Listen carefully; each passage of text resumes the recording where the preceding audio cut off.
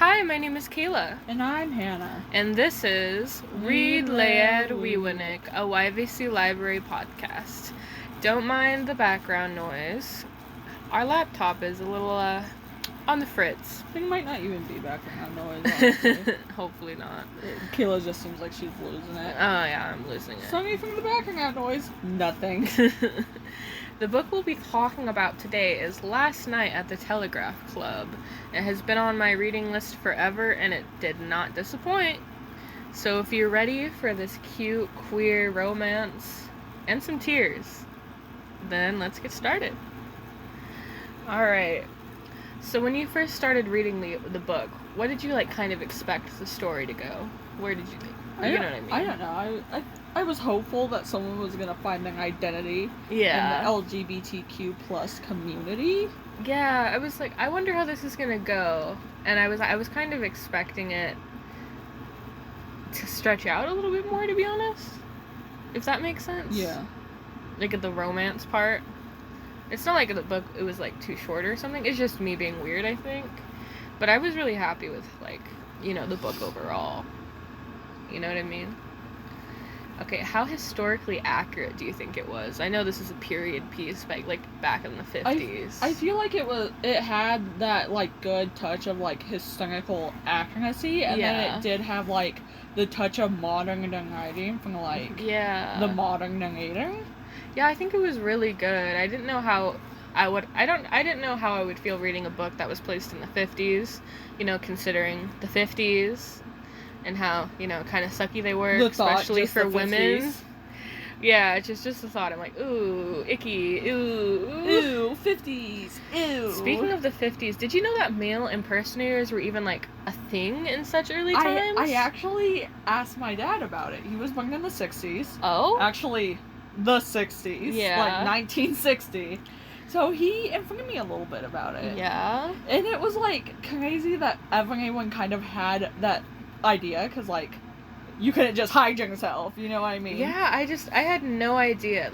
I knew drag queens in particular, they started off pretty early, but for some reason I didn't think drag kings or male impersonators were present that early. I guess they weren't super popular in specifically San Francisco. Yeah, I noticed that, and I was like, well, then again, I kind of expected it wouldn't be as popular because of how women were treated back then. If you're a woman, no. But then it makes sense that they were male impersonators. Yeah. They got to entertain and relax. And have rights. And have rights. Isn't that nice? Okay, who's your favorite character? I had a big thingy kind of going on. A big three. Shirley, when she was a kid, I felt kind of in the beginning, we were getting a little hint. Yeah. Obviously, Kath and Lily. Oh, I love Kath. I love both of them. And I love Shirley, specifically as a child. I want everyone to know that. Yeah. I can't imagine treating your best friend like that. No, if you did it to me. Oh, yeah, totally. On site, dude. Totally. My favorite character, honestly... What'd you say, the aunt or something? It's the main character. It's Lily. I'm not gonna lie. Yeah. I loved her. I loved her journey, and it was just really nice. And there's a lot of queer youth who are gonna read this book and be like, "Oh my God, there's someone in popular media that is the same as me." Yeah. We didn't really get that kind of representation early on, and being gay only became legal in 2015. No, but make it illegal. The Supreme Court got it on lock and key, dude. The Supreme Court can kindly jump in a dumpster. Ooh. Okay. Okay, when did you know, yourself that Lily and Kath had feelings for each other? I feel when they started to hang out after school, it was kind of giving an us vibe when we were in, middle school. Yeah. The girlies are hanging out after school, what are they doing? Yeah, I was like, I see. Love. I love love. So much. There's nothing that makes me happier than seeing, a happy couple on TV. Morticia and Gomez Adams. I just wish I was happy. Bro. Okay, is there anything you would change about the book? I personally, okay, I don't even know how to explain this. I love books with like, that no longer with shrinking chapters. I feel like they hold my attention more. Mm-hmm. But I felt like in this book specifically, the chapters were a bit longer. Yeah. So, I mean, maybe, like, the length of the chapters? Yeah, I get that. See, I would change the length of the book. Because you know how towards the end she left for a year? Yeah. I would have liked to see, like during that year and, like, what she did. And then, like, how she came to come back. Yeah, but then again, it might have just made the book, like, way too long. And boring, but either way, a part of me is like, I want to know what happened. We could have just had, like, maybe a chapter. Yeah, just, like, one chapter would be fine. Lily maybe narrating like, yeah, what she moving did. in and stuff and settling in. I would have been happy with that. Okay, but speaking of that, and her going away for a year, how did you feel when her family literally sent her away for being gay? It was, I don't know, it was a hungry subject. Yeah. Just because, like, my parents were supportive, but then I had other people in my life that were, like, trying to gaslight me, like, you don't like boys and girls. You can only like one. Catholic. Exactly. I'm like, I don't think my religion has anything to do with my sexuality. Yeah. Like, I'm not a Catholic or anything, but still, that's kind of, like, I just felt like goofy. People trying to be like, I think you're confused. Yeah, and it's just, I would never send my kids away. Especially for being gay. Like, hello, twins. Vacation, let's go to a pride parade and have some drinks, right? Nope. See a couple of drag shows. Let's go to an all-girl Catholic school. An all-girl Catholic school. Ooh. Okay, do you think that Lily should still have, like, a relationship with her parents? No. Okay, I was like, you know, I'm gonna say it, I feel like her parents suck, and if I were her in that situation, I would have cut them off. But then I also have to, like, remember she comes from, like, this traditional, like, Chinese family. Yeah.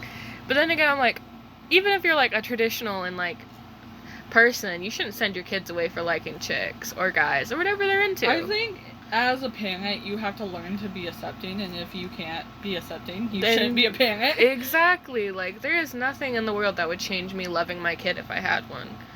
Especially not who they chose to love. It's not like, how does that affect anyone? Like, how does that affect anything? It's so goofy. It's like, her parents were like, she likes girls, she is going to go kill somebody. Oh, yeah, like, apparently. They're like, oh my god, she has the plague. How dare she?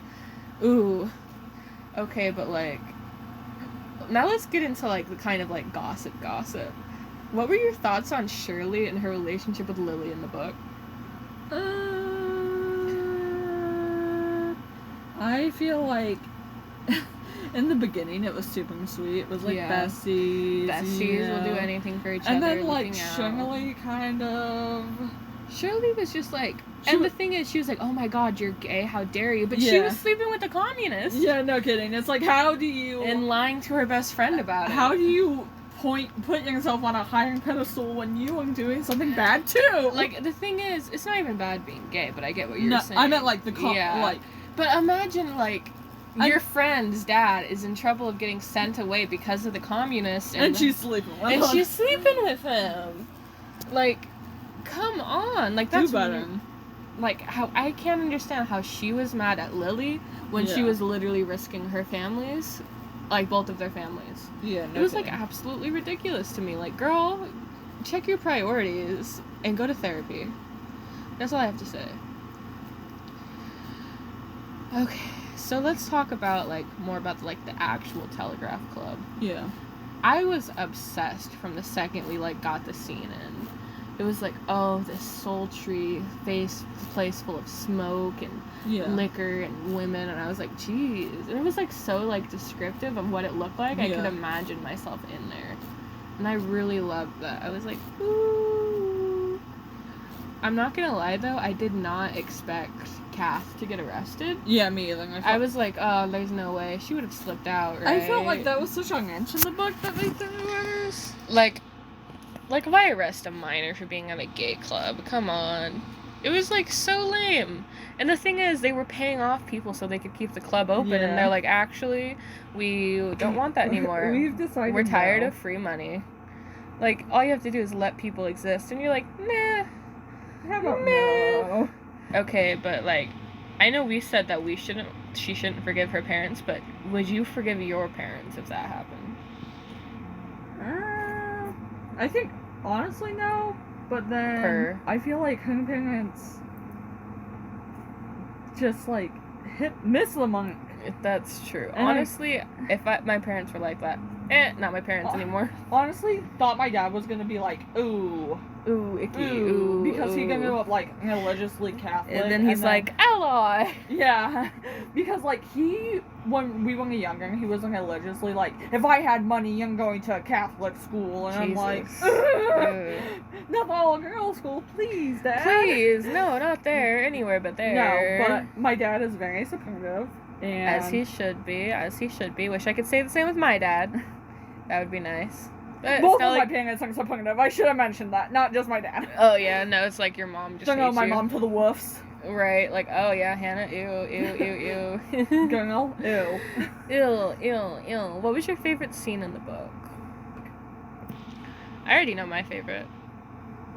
I feel like the opening scene when she is at like the Miss Chinatown. Oh yeah, that was so interesting. I don't know, it was giving vibes of like the kind of stuff my parents would take us to as kids. Yeah, it sounded really cool. But yeah. I'm gonna be honest. And women. And my favorite scene was when they like kissed in the closet at school. Yeah. I was like, oh my god, they're having their moment. Seems Look at like them something go. You do. How often are you kissing in the closet? Well, considering my closet we can't is full kiss of in the closet. dressers. We'd have to stand on the dressers. Yeah, and my closet's a hobbit closet, so yeah, like... my closet is like the size of a sad bathroom stall. Mine's the size of like a broom closet. Love that. Anyways, how'd you feel about the ending of the book? And are we talking about like after she came back? Yeah. I felt after like she come back. I feel like I wanted more. I did want more. I wanted so much more of their reunion together. Yeah, because I felt like it was kind of just fun. And, like, you know, when you get to the end of the book and the ending's just, like, nearly half done, it was like, it felt like she was just trying to finish the book. Yeah. Like, on a high note. I really wanted to see more of their reunion, but I think it was good. I also didn't enjoy that jump. So, yeah, I liked the ending, but I really wanted to see... Well, I was talking. Sorry. I like cut you off. I'm sorry. Anyways, but it's like I wanted more. I wanted to see them like skip away together, maybe go on a date, be like, "Oh, I missed you so much, my love, get married." I don't know. I don't know. My thing that you mentioned before is like that yin gap. Yeah. I didn't necessarily like just jumping from like when she left to this. Yeah. It's not like bad. The book is still really, really good. And it's still gonna receive, like, a high rating from me. I just love love, and I wanted to see more love, I guess. But that brings us back to our last question. How would you rate this book out of 10? It felt kind of unpresented.